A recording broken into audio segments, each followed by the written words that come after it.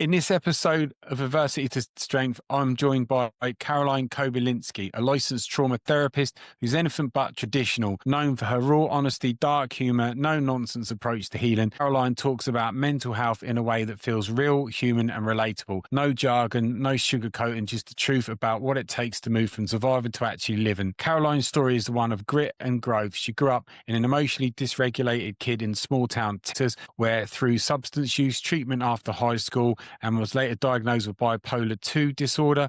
Along the way, she's battled grief, toxic relationships, had a lifelong eating disorder that nearly cost her marriage. Through all of it, she's turned her pain into purpose, helping others heal with compassion, humor, and unfiltered honesty. In our conversation, Caroline opens up about the messy reality of therapy, the myths around healing, and why sometimes laughter really is the best coping tool. It's all raw and real, far from perfect, but absolutely powerful. Caroline, thanks ever so much for coming on the podcast today. Yeah, I'm super excited to be here. Thank you so much.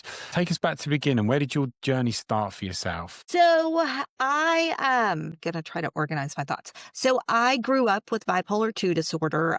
I did a case study on it in grad school. And I was like, oh my gosh, I've had this like my whole entire life. I'm the third of 4 kids. My sister is a type 1 diabetic. My older brother has horrific ADHD.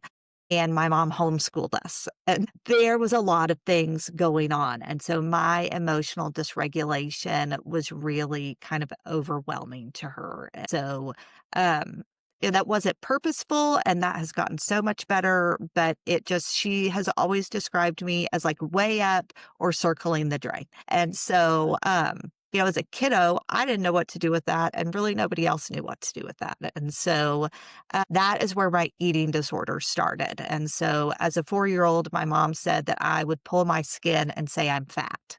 And I grew up in a really charismatic church, and my mom would say, that is a lie from hell, Caroline.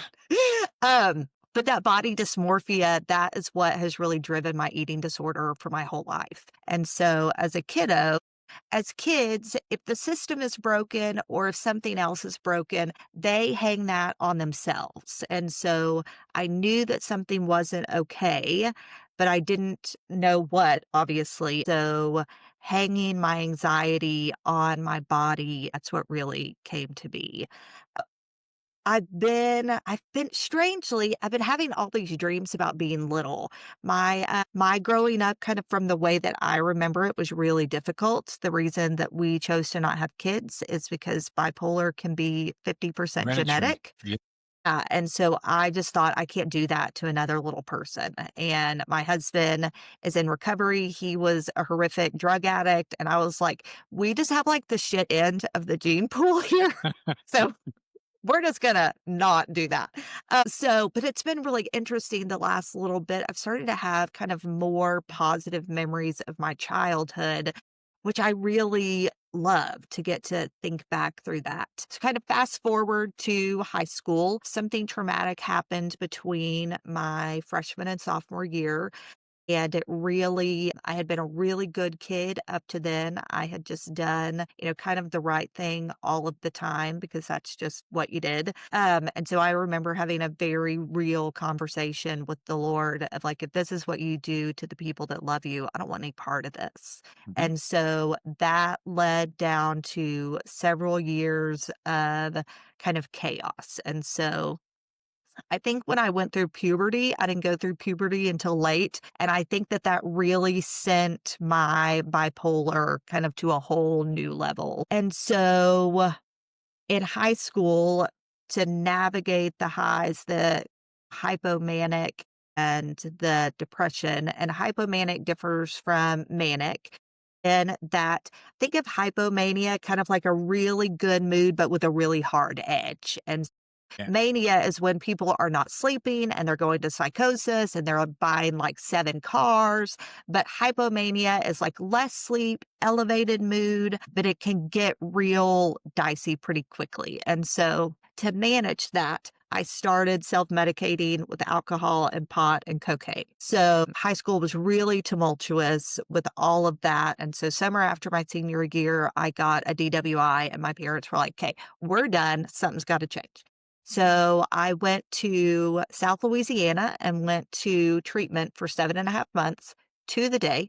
I still have nightmares that my parents have sent me back to treatment. It was like, it was really good because it was what I needed. It was Yeah. also like so traumatizing. As a therapist, I definitely follow harm reduction model. So, which harm reduction is like, okay, you're addicted to heroin. How about we smoke kratom instead? With eating disorders, it's, okay, you're going to be Yeah. anorexic. Well, let's be like orthorexic and eat really clean and like do all of that kind of stuff. So that's kind of harm reduction. And as a therapist, having been to treatment and knowing how traumatizing it is, I'm like, okay, let's do whatever we can to keep people out of treatment. So definitely, one of the things that's really shaped me as a person and a therapist. So early 20s, so I got out. I lived in Louisiana for a couple of years and was sober there. It was there that I met the guy that I ended up dating for about 5 years, that ultimately he ended up ODing and dying. So that was trying to think timeline. He died right before nursing school started in 2010. And so when he died, I had like a full on nervous breakdown. Like I ended up flunking out of nursing school. I was over drinking. I mean, it was just really, really bad. And our relationship had just been so ridiculous of the back and forth. He was sober when I met him and then ended up getting in a car accident. Long story, he ended up ODing on heroin. And so that was just kind of its own deal. So it was during my mid 20s that's when my eating disorder really took off. That was the first time that I had ever really done exercise bulimia, which is working out for hours a day. I would restrict during the day, and then at night I would binge and purge. And so that went on for several years.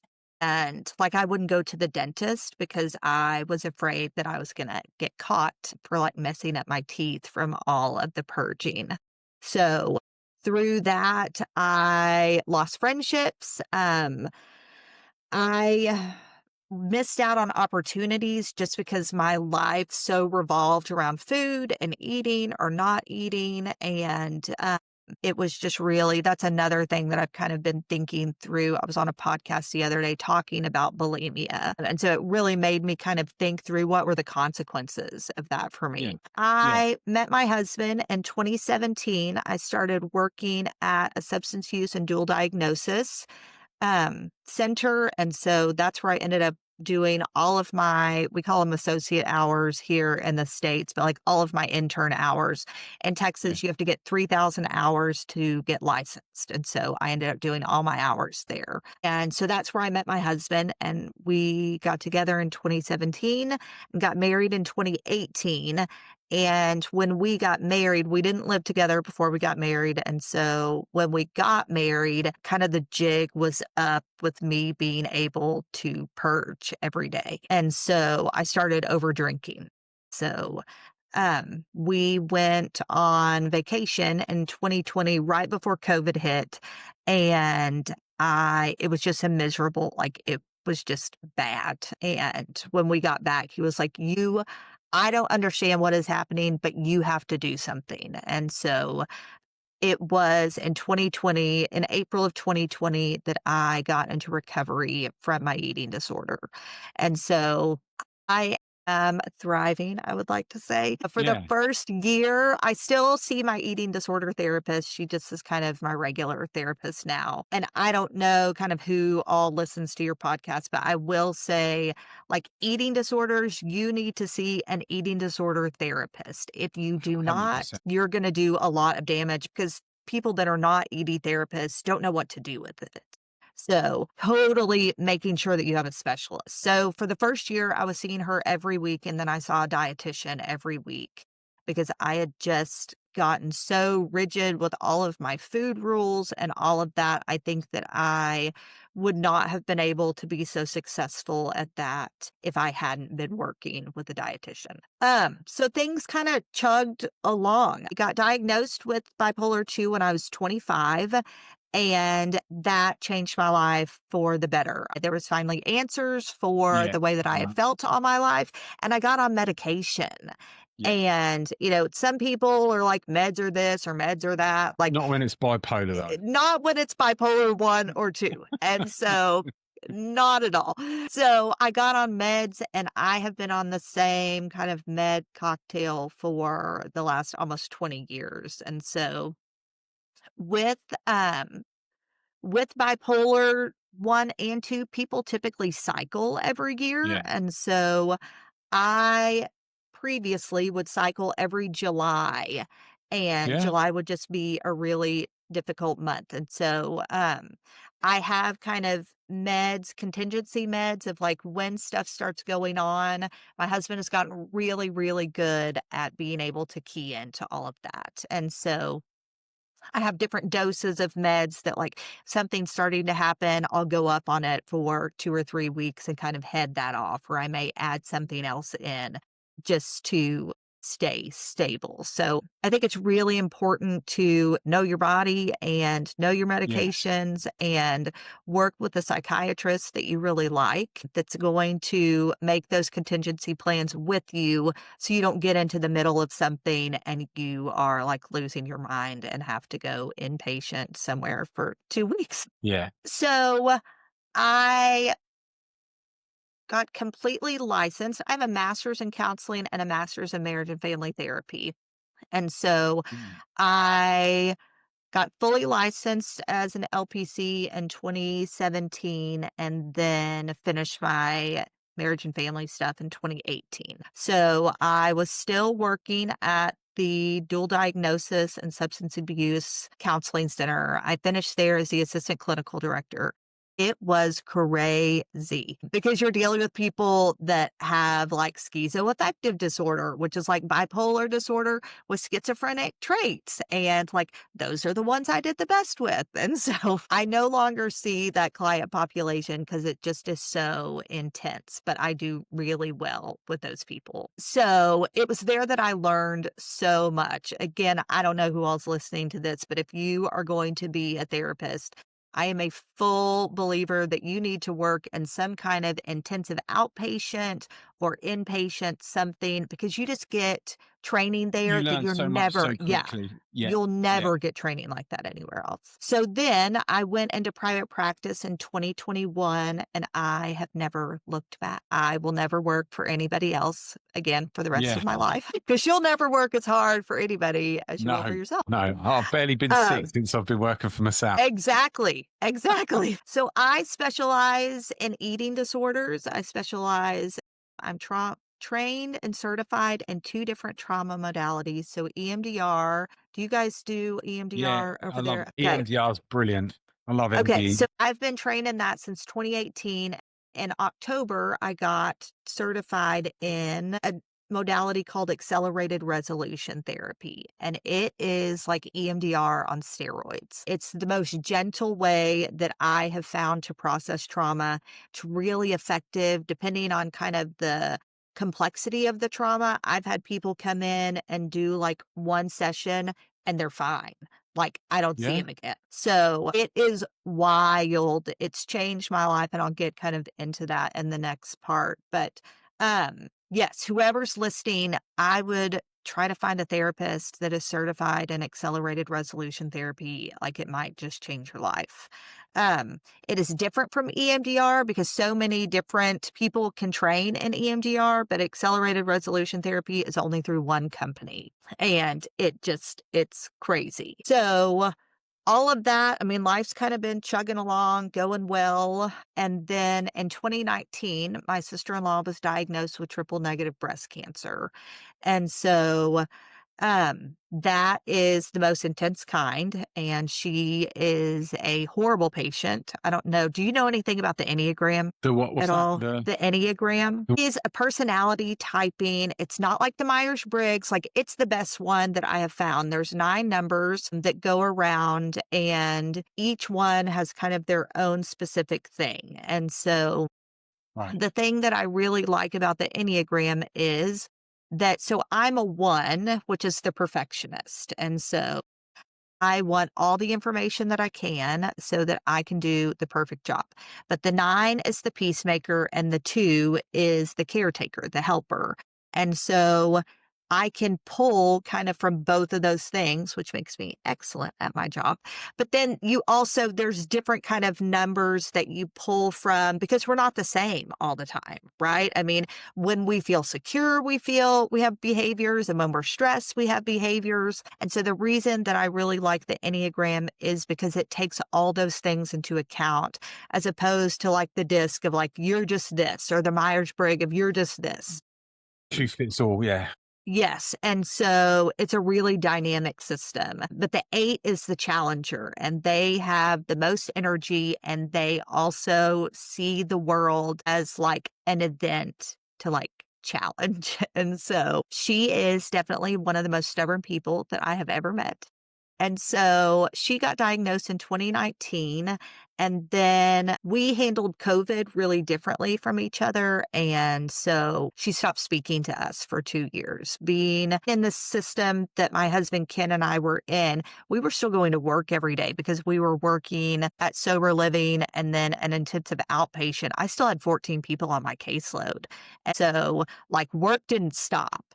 And so we, just continued to kind of carry on as much as we could. And she did differently than that. And so that really fractured our relationship.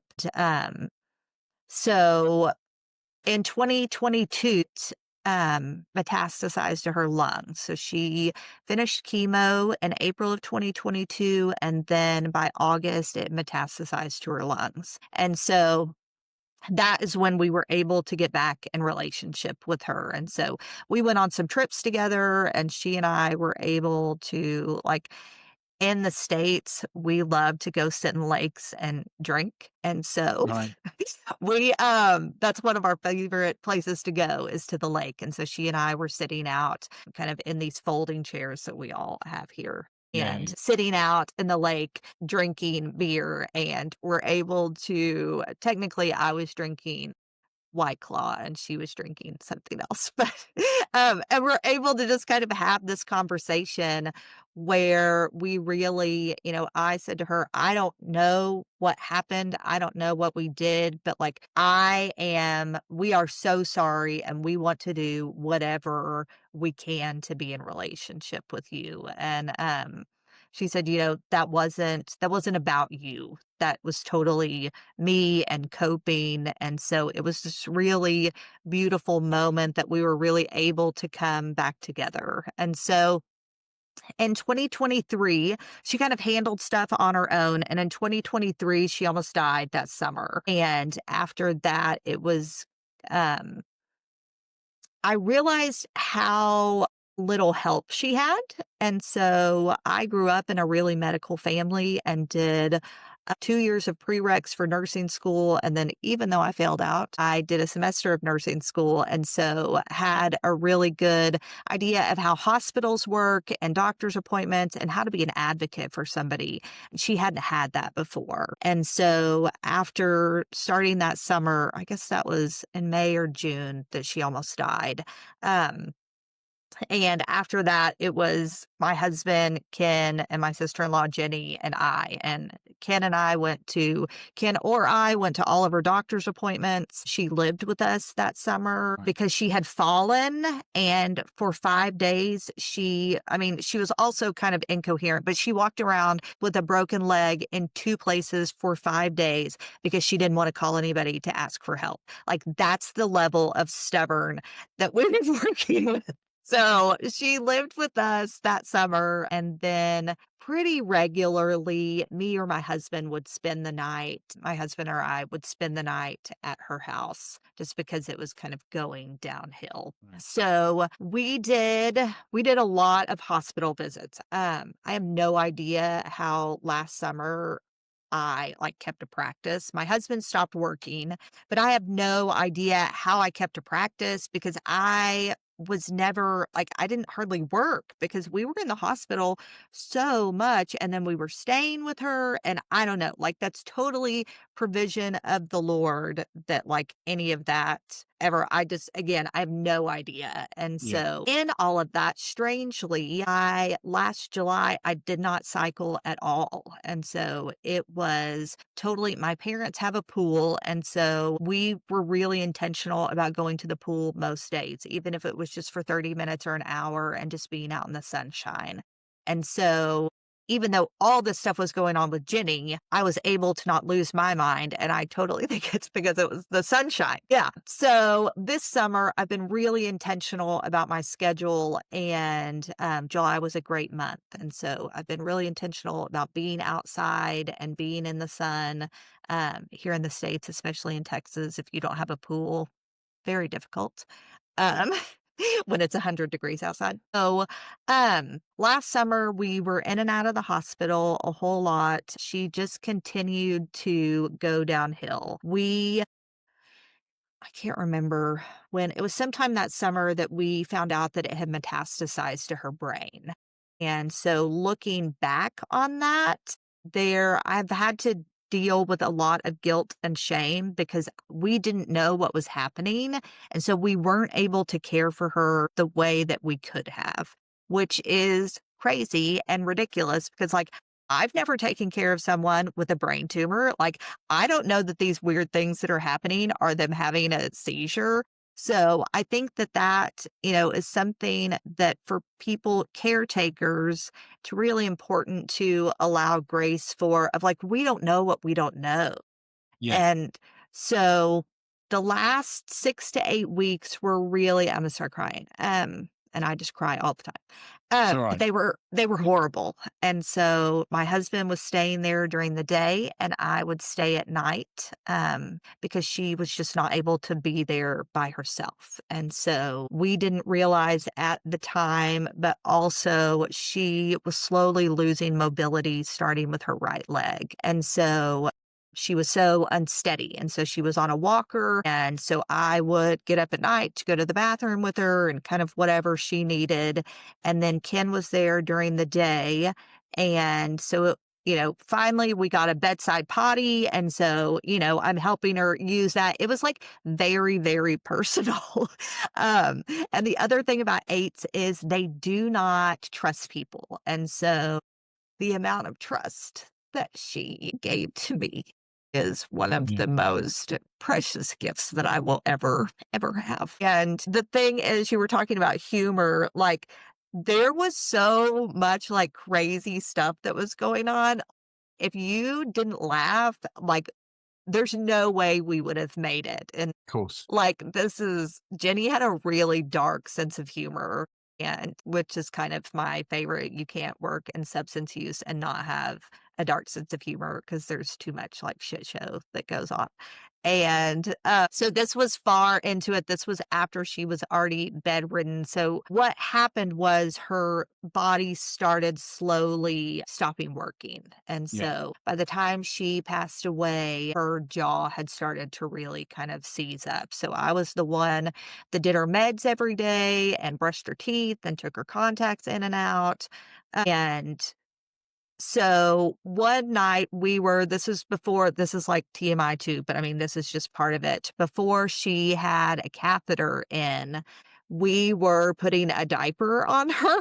And so we're trying to, like, roll her this way and roll her that way. And she had it's called a gait belt that, goes on people's while they're walking so you can hold on to them so they're more steady. And so she had Right. this on, and we're trying to put this diaper on her. And I mean, it just was so ridiculous. And my husband just grabbed that gate belt and just jerked her. And she just and she was like, "Oh my God, give the girl a warning." And so my husband and I say that whenever somebody does something, we're like, "Give a girl a warning." So, um, it was stuff like that I mean, that's such a effed up situation, Yeah. and Yeah. Yeah. I mean, it's horrific, it's tragic, and what was happening, that here is this woman that is 42 years old that has lost all mobility, and here her brother and I are, like, putting a diaper on her. I mean, like, beauty, and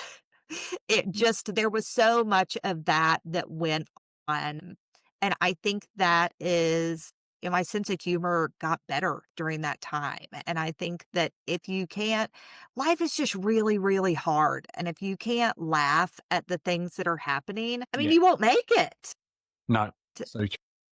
And so, even like I love working with couples, one of my specialties. And one of the things, when you get two people that are in therapy and they're not just here for marriage counseling, like premarital counseling, there's something going on. And so to be able to kind of piece apart personalities and poke fun at the things that are happening there, it just brings some levity to the whole thing. And if you can kind of poke fun at yourself in the whole thing and see that, like, this is maybe just the human condition, or like this is a maladaptive coping skill that also is kind of Yeah. funny. That's why I think that humor is so important. And I am very funny. And my husband tells me I'm not. He's like, just leave the jokes to me. But I am funny. I'll have you know, people find me to be very charming and very funny. I think with therapy, sometimes I like to use humor, especially if I'm describing someone or explaining to, because one, it can take the tension out of something, and Yes. it can make all of the people, they feel relaxed, they feel comfortable there as well. And even that might be really serious there, you can say it in a context where they go, you know what, maybe it's all right to talk about it. My therapist isn't scared stiff and, oh my God, what Yeah. is it's like, oh, she don't seem to care in a nice way, as she's taking it in her stride. I can relax a bit. Yeah. So I think if you know Absolutely. how to do it, you have to know how to do it. And if you're like, you tend to, for me, you're natural at it. And I'd imagine Hmm. you've not had to sit there thinking, if I say this at that time, you just do it naturally. And it's the same for me, because some people can't do it. I've seen it. You can't do it. Don't ever do it again. Yes. People that are natural, that know how to do it, they know the timing is right there as well. They're just in an instant there. So yeah, for me, it can be an important part in helping people in therapy, without a doubt. Yes, absolutely. So she passed away November 24th at 9:21 PM. Imma start crying again after, just I mean, it was horrific. There's no other way to That it describe it. It sounds it. was Sounds it was really, really traumatizing, and one of the things that my husband and I did not do well at that time was really communicate how traumatizing it was.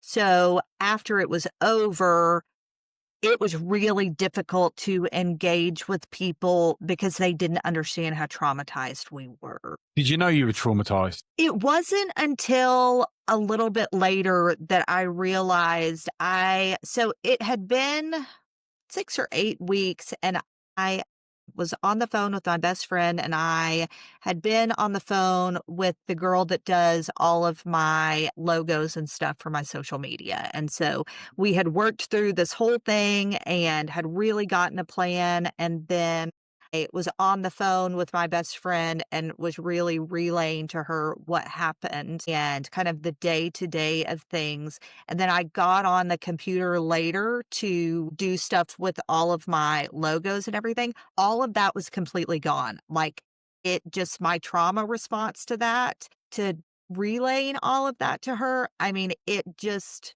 I think completely the whole and I was like, "I'm, like, legit really traumatized here." And one of the things that I learned in trying to kind of and working with my therapist, I saw my therapist and my husband saw his therapist the whole time all of this was going on. that's And we good. saw our couples Amazing. therapist probably every 3 or 4 weeks, because these things can make or break marriages. And Yeah, so the pressure, the wanting to find somebody to blame when you yes. argue amongst each other, the pressure, less money's coming in because you can't work. The list goes on. Yeah. So you Yes. got to have to manage it. So we were very strategic and intentional about our therapy It's during that good. time. And I think that's a huge thing that if nobody takes anything else away from this, like if stuff is going on, you need to find a therapist beforehand so that you don't have to go in and tell all your ish to, because at that point you're sort of in the thick of it. And it's not that you can't go in and do it, it's just harder.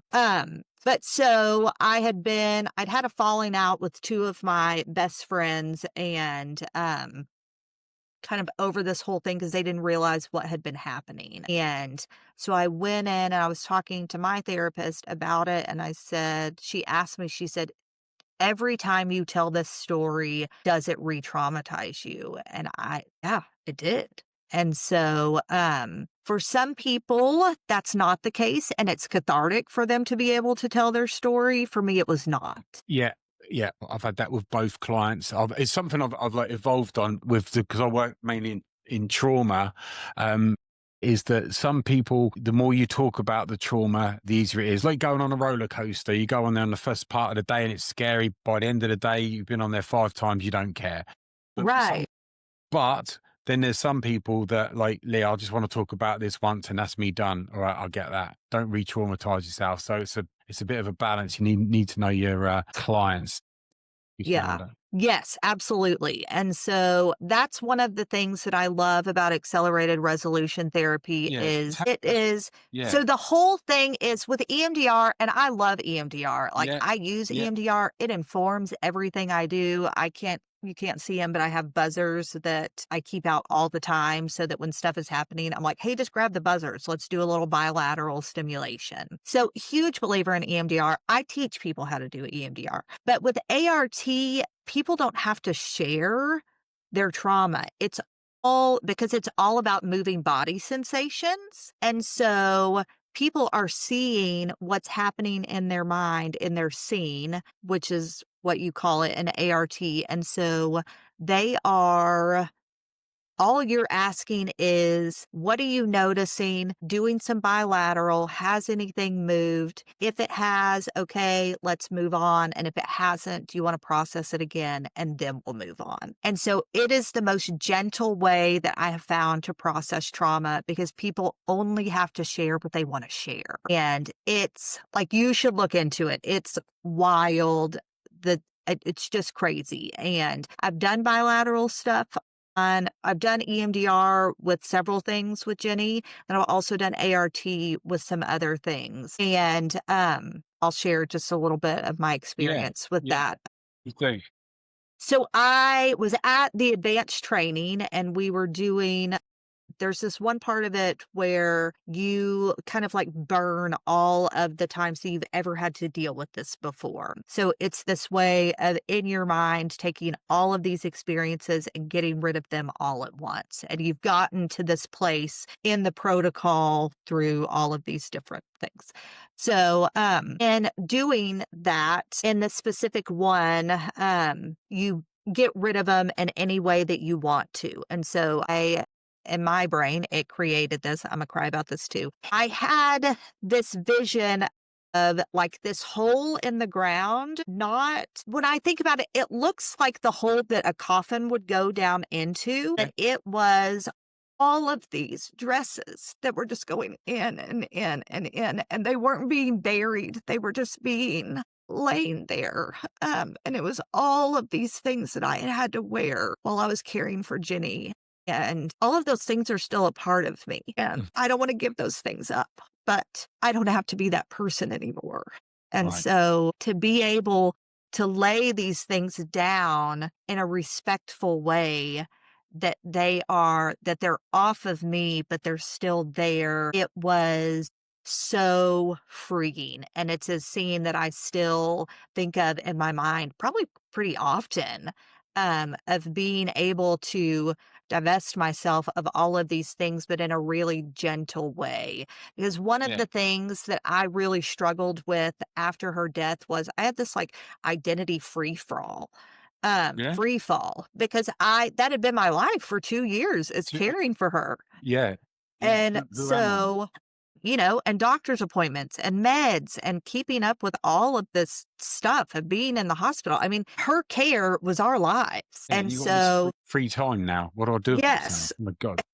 yes, exactly. And so I knew I didn't want to become bitter. I didn't want to become cynical. And that's what was happening in the beginning. And I think that was just part of kind of my whole Free.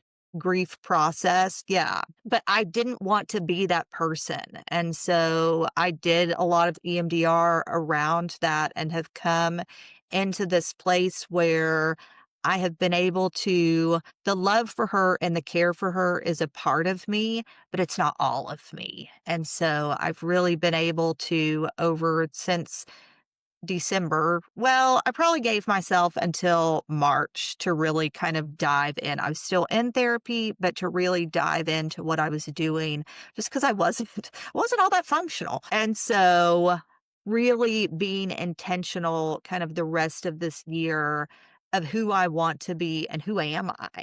And so I was writing our Christmas letter, even though it's October, because I'm like very on top of things this year. I was Very like, on top. provided nothing else happens, like this is our Christmas letter. But thinking back through the year, like the faithfulness of the Lord has brought me to this place where like I look at where I am and I'm like, holy crap.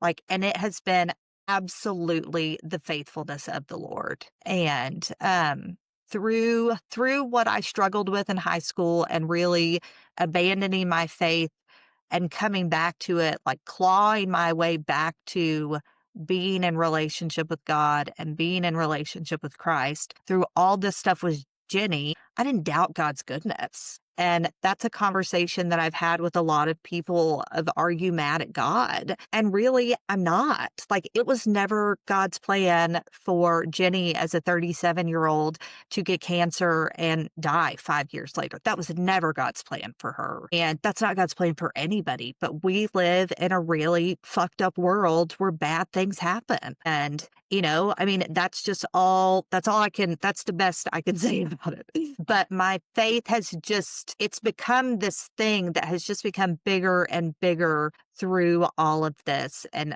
again, that is just total mercy of God. Do you think that's because of the strength you've had with the amount that you've been through from the earliest ages, that you managed to overcome that, and you've always had, obviously stepped away from like faith and religion for a while, and then you come back, but probably because of the strength that you've got, maybe that helped enhance it. You felt more confident in it, maybe, and that helped you. Yeah, yes, I think so for sure. Like, all of the things, I don't think anything in life is wasted unless we don't learn from it. And, adversity can build resiliency if we choose to let it. Yeah. Resiliency is a choice. And I chose to, I had been at the bottom and I knew I tried to kill myself my senior year. And I had been there and I knew that I did not like, there's too much big in life and I did not want to go back there. And so I chose resiliency and I chose mercy and I chose to have people around me that fed those things, that could laugh and cry with me and also pray for me. And it's something that I chose to lean into the Lord as opposed to away from him and be angry about it. Yeah, no, I totally get that. And I can see that it's really helped you having a strong faith to get you through, Yeah. especially what you've been through in the last few years there as well. Caroline, it's such an interesting story. I admire your strength and your husband's strength to get through what you did there. None of it's easy, none of it. And then it's kind of one thing after another while dealing with ongoing things along the way as well. And also at the same time, you're helping other people out. That's a combination, doing it as a job. And then you've got a family, Well, so. and I mean, you know that sometimes your job is your happy place because we go to Yeah. work and it's like, I feel very effective in this place. And so, I mean, my Yeah. job was totally an escape. Like, I would go to work and I didn't have to do anything with any of that. I was here and got to be fully Yeah. present with my clients and they were doing really great work and showing up and they were all so understanding. That's one thing I have, and I know we're out of time. You're right. That I have transparency is my life. And Yeah. so Yeah. I'm the same person on this podcast as I am when I'm sitting. I'm looking at my Same as chair that me. I sit in. Like I'm the same person everywhere. I'm trying to stop saying the F word. So I mean, there's that. But Really? like What? I'm the same person at Bible study as I am sitting in here. Yeah. And so go ahead. It's the same as me with my clients, with talking on a podcast, whether I'm a guest or a host, whether I'm talking to a complete stranger, I could be anywhere. That is just me. And I think, especially when you're talking to clients, they realize that you're genuine and that could build up your trust in that relationship. So that's how I Absolutely. found. I couldn't bear the thought of trying to be anything other than just myself. Yes. Part of the reason that humor works for me is because my Exactly. clients know that I have That's such you. love for them and I am in their corner. Even when they're doing fucked up things, I am like, okay, understand where this is coming from. Not a great plan. So let's like maybe figure something different out to do. Yeah. But Yeah. my clients know that I am 1000% in their corner. And so when I'm like making jokes about things that are happening, they know that like that's not coming from a place of judgment or any of that. They know that like that's just me. And Yeah. so, working through all of the Jenny stuff, my clients kind of knew a little bit about what was going on. And so they extended so much grace and they knew that I love to come to work, and so they would come in. They didn't try to be gentle or tiptoe around anything, like, we were just doing the deal. Yeah. I think because obviously as a therapist, you're mindful of how much you share to your clients, but Right. sometimes you do and it's relevant or whatever. But when they know, and I've had it with like one of my old therapists, she was amazing and she phoned me out and she said that, her daughter was going through like a real crisis. And I was like, okay, that's fine. And she explained, she didn't have to, but the next session, because we had to reschedule, she explained it to me there as well. But you're sort of there and you like, she's there doing an amazing job, but you can relate to her that it sounds obvious, but she's a normal person still dealing with everyday lives and things going on, and she's still there for you. And I think that that can really sometimes help that relationship that this person is normal. It's not like, yeah, that I'm a person that's got all these problems and there's this like therapist there, arms folded, my life's fine sort of thing. You can relate, well, Yeah. this person is here, she's got stuff going on, she's dealing with it. You know what, maybe this is going to inspire me to get on and deal with what I'm dealing with there as well. So I think with what you've done, I can see why you would have got the fee that you did. And I think that a lot of Yeah. your clients would have really respected you and thought how Yeah. much strength you've got for what you're doing. I have the best caseload, and they're all funny. They're trying to get they're figuring out in Texas, what are they gonna do with texting and, like, what does that look like? We don't have kids, and so I'm available to my clients kind of all the time, Yeah. and so, we text back and forth. They send me memes, I send them memes.